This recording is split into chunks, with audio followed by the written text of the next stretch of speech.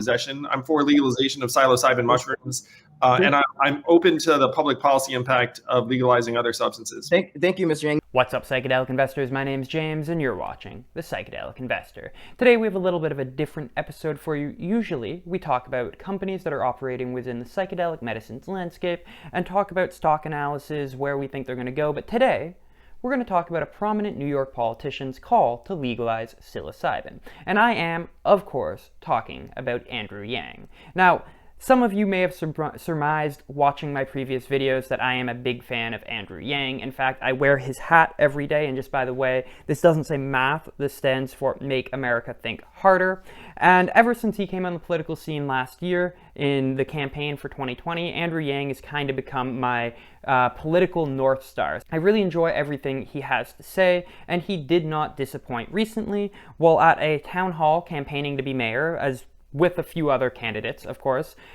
He made a call to legalize psilocybin. So these comments were made, like I said, at a mayor forum, and it also included other candidates, and we'll put the link below for you to go listen to, especially if you want to hear the other candidates and not just Andrew Yang. But yeah, I'm a proud member of Yang Gang, so without further ado, let's listen to the clip so you can hear from the man himself what he has to say. Is disassociated from the history of drug policy in the United States. But I appreciate your candor again. And to you, Mr. Yang, same question. The war on drugs has been a war on people. We can all see that. I'm for the total decriminalization of cannabis and marijuana, and we have to make sure that communities of color actually participate in the economic gains that are going to result from its legalization. I'm for the decriminalization of many of these prescription opiates that, frankly, the drug companies have generated billions of dollars of blood money from. And so if you have these drug companies profiting to this level and then turning around, because what happens is a lot of the times people graduate from those prescription drugs to other forms of opiates, and then we're criminalizing that behavior, even though it was induced by this corporate behemoth that made billions of dollars. So to me, this is not so much like a criminal activity problem as it is a public health problem. And if you have a public health problem and you have people who are becoming addicted, again, often because of major corporations spending hundreds of millions of dollars to that effect, then you should be trying to alleviate the negative health outcomes, the loss of life, those addiction, and not be criminalizing this behavior. The goal should be to get people help. Thank you, Mr. Yang. And just for clarity, you're saying you only believe in legalizing marijuana and not decriminalizing all small possession of all drugs. No, I would be instructing our DAs not to be prosecuting for, frankly, like personal possession. We need to be getting people that are trying to, frankly, profit and getting other people hooked, but we should not be pursuing people for possession. I'm for legalization of psilocybin mushrooms, and I'm open to the public policy impact of legalizing other substances. Thank you, Mr. Yang. You know, the best way to prevent the police from going after people for drug possession is to decriminalize those drugs. So the first thing he does is come out hard against the war on drugs. He says that the war on drugs is a war on people. Specifically, he calls it the criminalization of opioid use, saying that big pharma has gotten these people addicted while generating billions of dollars of blood money. And then we throw people in jail for the pharma industry's failings. So this, in Yang's eyes, is not a criminal problem, but rather a health care problem. If people are addicted to something, don't throw them in jail, but rather get them the help they need, especially when this is a problem that wasn't caused from their own fault, but rather from greedy corporate billionaire pharma companies. So we get what he's saying, we get the general point, but how will he actually create a decriminalization? Well, what he talks about is he will instruct the DA not to prosecute for possession charges, and it's that simple. The New York City controls the DAs there, and they can tell them not to criminalize or not to punish people for possession of drugs. Finally, he talks about how he is pro the legalization of psilocybin. However, unfortunately, he doesn't really talk about what he would do as mayor to push for this, and he also talks about how he's open to legalizing other substances that are similar. So while this is exciting, can he do it? I mean, even if he were elected mayor, which obviously is a long hill to climb, could he really decriminalize all drugs and then legalize psilocybin? Especially because drugs are scheduled and criminalized at the federal level, and he is running to be a mayor, so not even the head of a state. So Sometimes states can attempt to circumvent this, such as some states have done with marijuana, but could a city really go that far?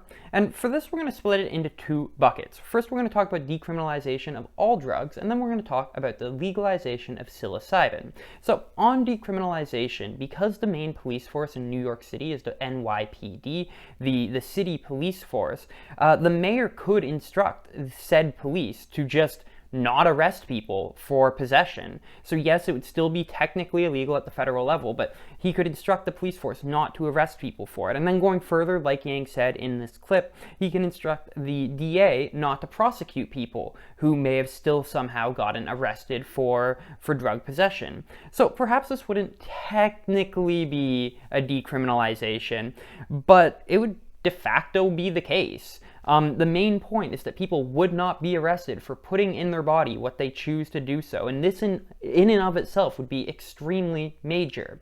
So also keep in mind that New York State is also considering a bill right now that would decriminalize all drugs. So if a potential mayor Yang was operating under the blessing of New York State, it would be a lot easier to create some sort of decriminalization.